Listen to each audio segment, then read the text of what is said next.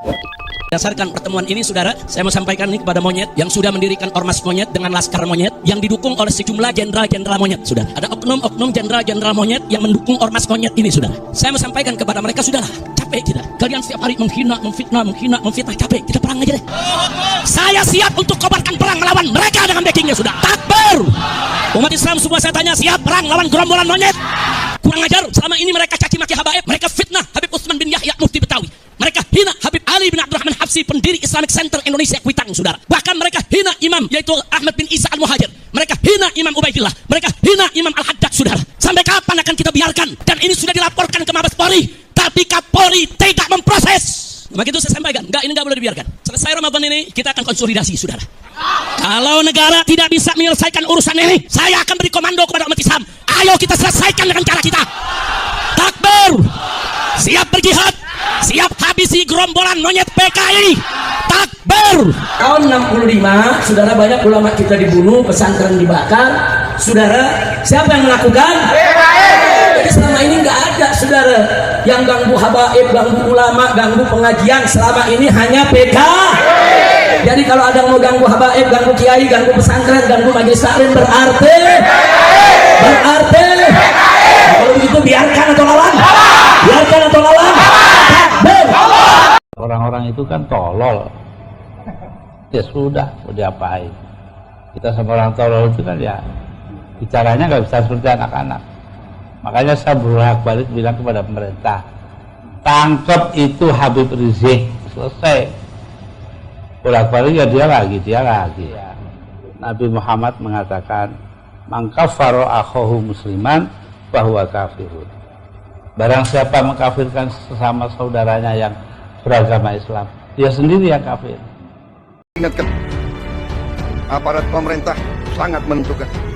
Penyelundupan dari luar ke dalam adalah membahayakan kedaulatan Indonesia. Kesalahan, bahkan kalau nggak ada kesalahan, ya buatlah fitnah yang bisa diterima oleh masyarakat tentang mereka.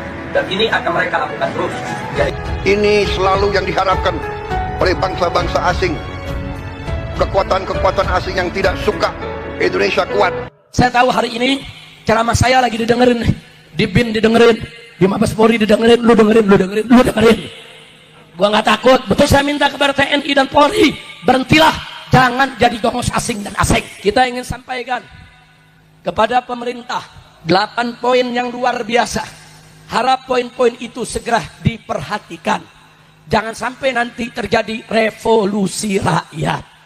Jangan sampai terjadi revolusi sosial. Jangan pikir rakyat ditakut-takuti terus besok tidak melawan. Jangan. Saudara, rakyat selama ini belum melawan sebab belum ada komandonya. Betul?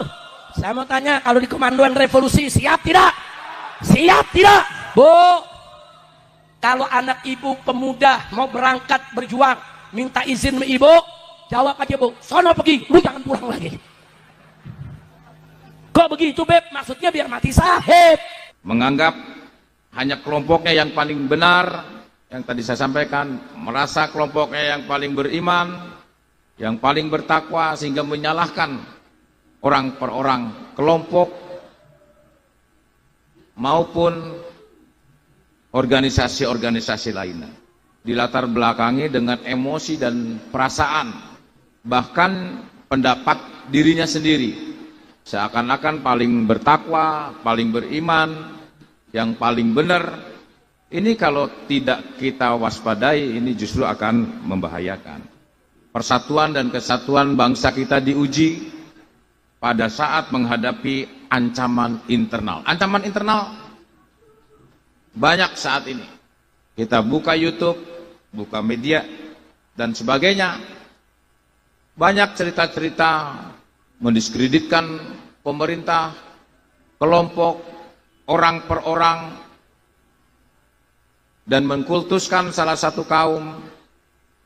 Ada kelompok tertentu yang tidak sepaham dengan pemerintah, dan tanpa disadari bahwa yang terjadi di Republik ini, baik PKI, Permesta, DITII, ada atau HRS tak henti-hentinya mengkompori jamaahnya dengan narasi-narasi kebohongan dan provokatif. yang bisa memecah belah persatuan di tengah upaya Presiden Prabowo mempersatukan semua anak bangsa dari perpecahan. Habib Rizik Syihab atau HRS malah mengancam revolusi sambil teriak-teriak takbir di atas panggung. Perilaku Habib Rizik Syihab yang belum kapok di penjara ini membuat masyarakat kembali resah, meminta HRS dan kaki tangannya dipulangkan ke Yaman saja, agar negeri ini terhindar dari perpecahan. Melihat fenomena ini, Presiden Prabowo mengutus penasihat Presiden bidang pertahanan nasional, yaitu Jenderal Dudung Abdurrahman, untuk menepis segala bentuk hoaks yang disebarkan oleh kelompok seperti HRSCS melalui media sosial. Menurut Jenderal Dudung, kelompok semacam itu harus diwaspadai karena mereka selalu mengklaim bahwa kelompok mereka lah yang paling merasa benar, paling agama dan sebagainya. Saudara, mereka menginginkan untuk memadamkan cahaya Allah bi afwahihim dengan mulut-mulut mereka. Mereka hina kita, mereka caci maki kita, mereka adu domba kita, saudara. Ya, para ulama dicaci maki, habaib dicaci maki, kiai dengan kiai diadu. Saudara, ulama dengan ulama diadu, tokoh dengan tokoh diadu. Kemudian saudara, tokoh dengan rakyat diadu. Saudara, ya, mereka mengadu domba kita dengan mulut-mulut mereka. Hati-hati, mereka mau memadamkan cahaya perjuangan kita. Hati-hati. Siap bersatu? Siap berjuang? Oh, nanti kalau bersatu dianggap ekstremis. Apa jawabnya? Yang kompak semua. Kurang kompak, kurang keras. Kalau dituduh ekstremis, dituduh pemberontak, dituduh teroris, dicaci maki, dihina-hina, difitnah, diintimidasi, diteror, ditangkap polisi, takbir, preman menakut-nakutin, preman datang, preman mengancam, takbir. Saya mau ceramah di sini, saudara. Polisi disurati, yang nyurati para beganasab, udah gitu pakai nama pasukan Wali Songo, Emang ada Wali Songo nakut-nakutin ulama? Emang ada Wali Songo ngelarang-larang takbir akbar? Emang ada Wali Songo lawan habaib? Wali Songo dia habaib, betul? Takbir. Polisi datang ke panitia, ini ada surat keberatan Habib Rizik ceramah acara digelar. Apa jawab saudara panitia? Sabodoting. Alhamdulillah. Bagus tidak panitia? Bagus tidak panitia? Saudara, dulu yang suka ngelarang kiai ceramah PKI. Sekarang ada PKI gaya baru, ngakunya pasukan Wali Songo. Bukan pasukan Wali Songo, itu pasukan Walang Sangit. Betul? Singit melulu saudara. Sama Habib benci, sama kiai benci, sama tablik akbar benci. PKI bukan. Pasukan Wali Songo nggak begitu. Wali Songo bela agama, betul? Wali Songo sebarkan agama, betul? Wali Songo zuriyah Nabi, betul? Wali Songo jasanya betul. Besar tidak jasa Wali Songo? Jadi pasukan Wali Songo itu harus cinta ulama, betul? Cinta habaib, betul? Menyatukan habaib, betul? Ngaku pasukan Wali Songo yang dibela aguan, kacau tidak? Ini namanya pasukan pembela asing. Masya Allah, kacau tidak? Kacau tidak? Saya mau tanya, yang begini diamin atau lawan? Diamin atau lawan? Mestinya yang begitu Pak Polisi, nggak usah kasih tahu panitia, tangkap aja, tangkap. Tapi polisinya bela sono. Ya susah, Kapolrinya belum diganti, betul? Pihak sono kasih tanah buat markas, ya. Kacau dah, kacau. Tanah lu mau diambil, polisi dapat tanah, ya lu gak dibela. Udah kacau. Kacau gak? Itulah Indo. Apa lo? Nah, maka itu saya mau tanya, ini masalah kecil, masalah besar? Berbahaya tidak? Jadi pantas tidak hari ini kita istighatsah? Pantas tidak kita istighatsah? Kita istighatsah. Untuk apa? Membangkitkan semangat persatuan kita, kebersamaan kita, membangkitkan semangat agar kita jangan pernah takut melawan oligarki manapun. Betul? Takbir. 9 naga mau kurang ajar. Besok kita jadiin 9 cacing. Kita ingin sampaikan kepada pemerintah, baik pusat maupun daerah. Dan kita juga mau sampaikan kepada para oligarki di negeri ini, saudara. Sebagaimana tadi telah dibacakan oleh Pak Marwan Batubara. 8 poin yang luar biasa. Harap poin-poin itu segera diperhatikan. Jangan sampai nanti terjadi revolusi rakyat. Jangan sampai terjadi revolusi sosial. Betul? Betul. Ya jangan pikir rakyat ditakuti terus besok tidak melawan. Jangan. Saudara, rakyat selama ini belum melawan sebab belum ada komandonya. Betul? Betul? Saya mau tanya, kalau dikomandoin revolusi siap tidak? Siap tidak? Makanya kalau lagi diundang, ayo bersatu, revolusi ikut. Setuju? Bu, kalau suaminya lagi mau berangkat mau aksi, jangan dilarang bu ya. Kadang-kadang ada ibu-ibu ngomong, Pak, biar tetangga aja yang berangkat, apa jangan? Ayo ngaku, ada gak yang begitu? Ada gak yang begitu? Ada gak? Bapaknya pada ngaku ada. Jangan bu. Kalau anak ibu pemuda mau berangkat berjuang, minta izin sama ibu, jawab aja bu, sono pergi, lu jangan pulang lagi. Kok begitu beb? Maksudnya biar mati sahib. Setuju tidak? Setuju tidak? Takbir. Sallu ala nabi. Saudara berjuang mati membela yang hak, itu syahid saudara. Bahkan Nabi mengatakan man qutila duna malih fahuwa syahid.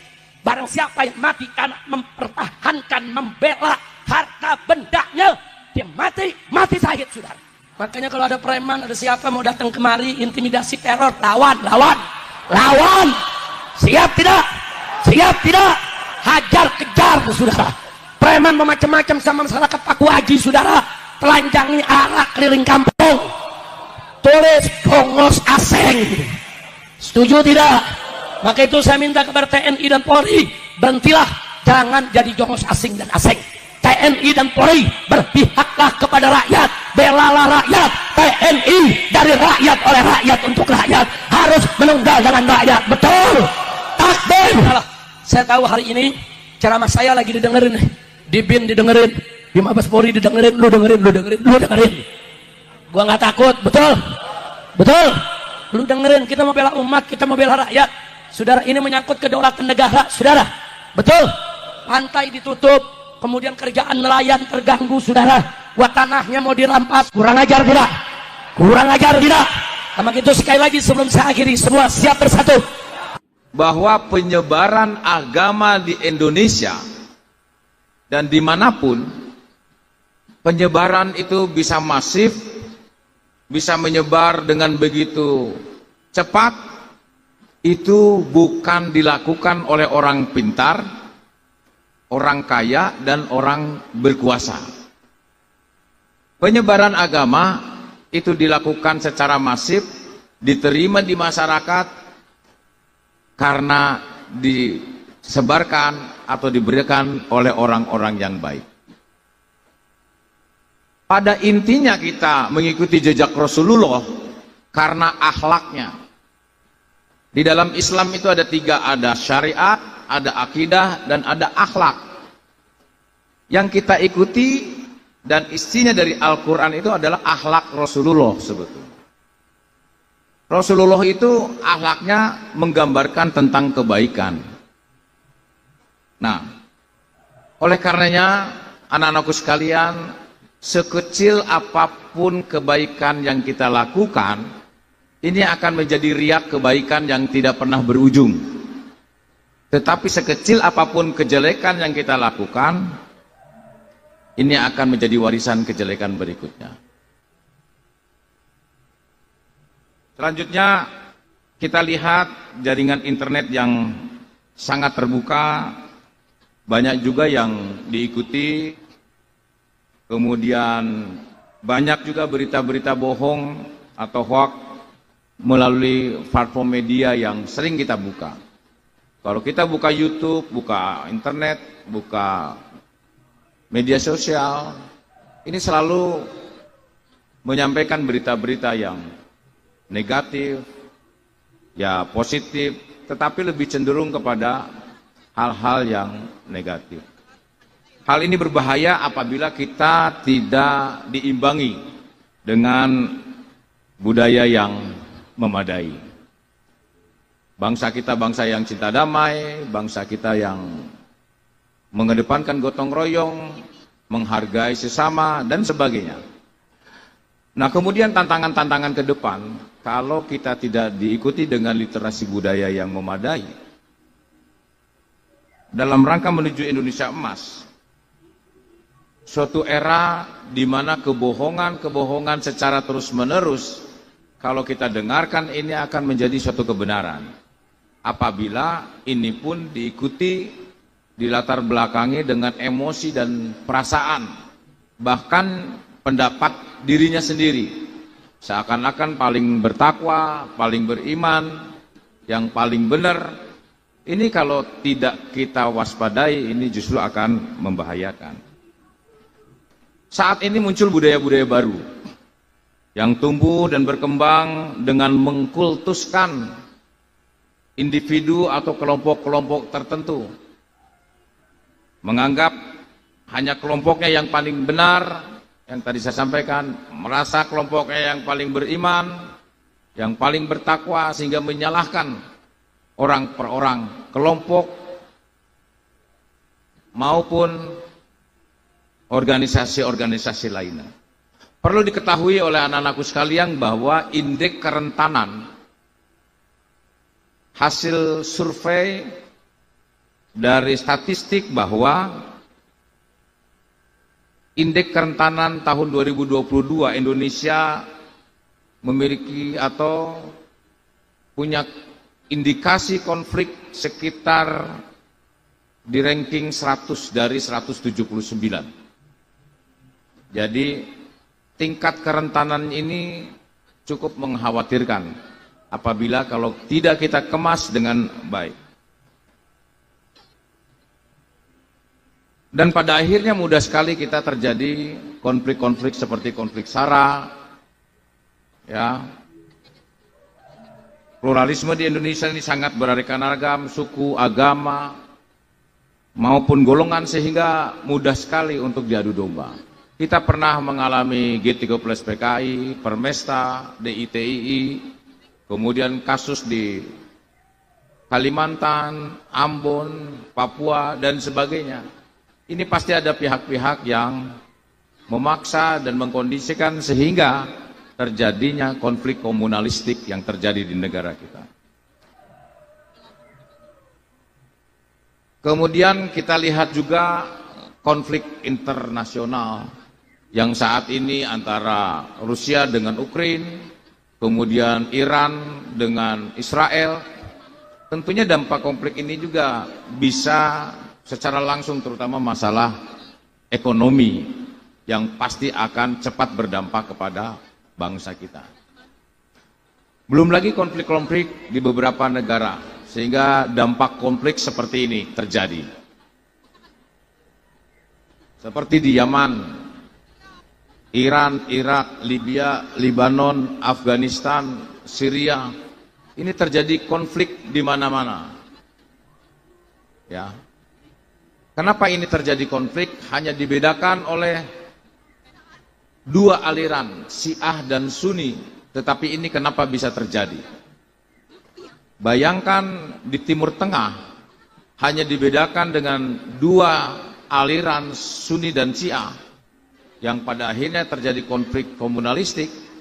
Di negara kita 6 agama, 17.000 pulau, berapa ribu suku, bahasa, kebudayaan, dan sebagainya. Ini sangat rentan sekali. Nah, oleh karenanya bangsa kita sebetulnya memiliki bangsa yang begitu besar, Bangsa ini milik bersama, bukan milik kelompok, bukan milik golongan, bukan dimiliki oleh salah satu partai, tetapi bangsa ini adalah milik bersama yang diperjuangkan oleh para leluhur kita. Makanya semangat mendirikan bangsa ini diwarnai dengan suasana kebatinan yang dipenuhi jiwa dan semangat persatuan dan kesatuan. Ingat pesan Presiden Republik Indonesia yang pertama, bahwa perjuanganku lebih mudah karena melawan penjajah dibandingkan nantinya suatu ketika perjuangan kalian akan lebih sulit karena akan melawan bangsamu sendiri. Kita lihat sejarah perjuangan bangsa kita. 350 tahun kita dijajah oleh Belanda, 3,5 tahun kita dijajah oleh Jepang. Tetesan air mata, darah mengalir begitu saja yang tidak kita rasakan saat ini. Bagaimana perjuangan-perjuangan para leluhur kita. Karena perjuangan bangsa tidak semudah membalikan telapak tangan, tetapi penuh dengan pengorbanan. Kita lihat perjuangan seperti di Surabaya. Di Surabaya itu pada tanggal 10 November 1945 dipimpin oleh Bung Tomo. Bung Tomo hanya berbekalkan pelatihan kepanduan. Di usia 23 tahun beliau mampu dengan berbekalkan bambu runcing melawan sekutu. Walaupun diserang dari darat, laut maupun udara. Dengan terbunuhnya Jenderal Malabi dari Inggris, memang korban berjatuhan 16.000 gugur para pahlawan, para syuhada, dan 20.000 mengungsi, dan 1.600 sekutu yang terbunuh, yang tewas. Inilah semangat perjuangan yang memang kita ingin merdeka, sekalipun korban jiwa yang dikorbankan. Begitu juga Panglima Besar Sudirman dengan paru-paru yang sebelah. Saat itu Negara Kesatuan Republik Indonesia sudah hampir menyerah di tangan Belanda, tapi Jenderal Sudirman di usianya 29 tahun, beliau ingin tetap menjaga kedaulatan negara dengan bergerilya. Dan kemudian di usia 31 tahun, beliau mampu untuk kembali menegakkan Negara Kesatuan Republik Indonesia dari tangan penjajah. Artinya bahwa sejarah membuktikan persatuan dan kesatuan bangsa Indonesia ini sangat kuat pada saat kita menghadapi ancaman-ancaman eksternal. Hal ini karena secara alami bangsa Indonesia memiliki nilai-nilai luhur. Sebagai pemersatu bangsa, nilai-nilai tersebut merupakan dasar yang dimiliki oleh bangsa Indonesia yang digunakan pada saat bangsa menghadapi musuh bersama. Kita ingat Bhinneka Tunggal Ika, Tan Hana dan Nan Mangrua. Ya. Jadi karya Empu Tular pada masa kejayaan Majapahit di abad ke-14. Umat Buddha dan umat Hindu saat itu ini sedang hidup berdampingan, saling menghormati, saling menghargai, dan timbul kemesraan walaupun berbeda aliran. Sementara 660 tahun yang lalu di benua Eropa ini masih terjadi perbudakan. Nah, nilai-nilai bangsa menghormati perbedaan itu di negara kita itu sudah ada, ya. Nah, begitu juga perang kemerdekaan, kita dijajah sekitar 300 tahun oleh Belanda, 3,5 tahun oleh Jepang. Dulu terjadinya perang-perang kedaerahan yang dipimpin oleh para pahlawan-pahlawan kita, itu belum mempersatukan perjuangan bangsa Indonesia. Sehingga sekian ratus tahun kita dijajah, kita tidak bisa melakukan perlawanan-perlawanan secara komprehensif. Nah, kemudian pada saat Yayasan Budi Utomo terbentuk oleh para pemuda-pemuda yang relatif usianya muda, usia 17 sampai 22 tahun, dipimpin oleh Dr. Wahidin Sudirohusodo pada tahun 1908 mendirikan Yayasan Budi Utomo, dan dilanjutkan terbentuknya Sumpah Pemuda pada tanggal 28 Oktober 1928. Ya. Disitulah hanya relatif waktu 37 tahun dari 1908 ke 1945 Indonesia bisa merdeka. Artinya bahwa para pemuda-pemuda kita sepakat bahwa dengan persatuan dan kekokohan para pemuda akan mampu memerdekakan bangsa. Oleh karenanya, nilai-nilai bangsa mendahulukan nilai-nilai kepentingan umum di atas segala-galanya daripada kepentingan pribadi maupun golongan. Kita lihat perjuangan merebut kemerdekaan dengan senjata rampasan, dengan bambu runcing. Nilai-nilai bangsa rela berkorban dan pantang menyerah itu sudah terjadi. Dan memang budaya-budaya bangsa saat ini pun di daerah-daerah masih gotong royong, bagaimana memperingati kemerdekaan Republik Indonesia. Nilai-nilai ini masih terpelihara dan masih terwujud, dan ini yang harus dipertahankan. Dan bagaimana reaksi kalau masyarakat kita mendapat ancaman dari luar yang mengusik kedaulatan negara Republik Indonesia seperti Sipadan, Ligitan. Kita begitu bangkit nasionalisme kita. Begitu juga kalau kita menyaksikan sepak bola antara Indonesia dengan negara lain. Kita bersatu, membela, mendoakan semoga kesebelasan nasional kita akan menang.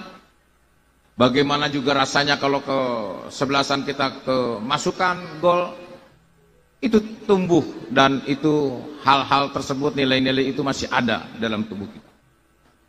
Namun mengapa kalau kita menghadapi ancaman-ancaman internal itu berbeda dengan ancaman-ancaman eksternal? Persatuan dan kesatuan bangsa kita diuji pada saat menghadapi ancaman internal. Ancaman internal banyak saat ini. Kita buka YouTube, buka media dan sebagainya, banyak cerita-cerita mendiskreditkan pemerintah, kelompok, orang per orang, dan mengkultuskan salah satu kaum. Ada kelompok tertentu yang tidak sepaham dengan pemerintah, dan tanpa disadari bahwa yang terjadi di Republik ini, baik PKI, Permesta, DITII, ada campur-campur tangan asing yang kemudian menjadi sutradara sehingga muncullah konflik di mana-mana. Yang seperti tadi saya sampaikan, konflik di Timur Tengah itu terjadi pasti adanya campur tangan. Oleh karenanya anak-anakku sekalian, nilai-nilai luhur bangsa Indonesia perlu dan wajib kita pupuk bersama. Bagaimana menghormati perbedaan, bagaimana mendahului kepentingan umum, rela berkorban, pantang menyerah, gotong royong, optimisme,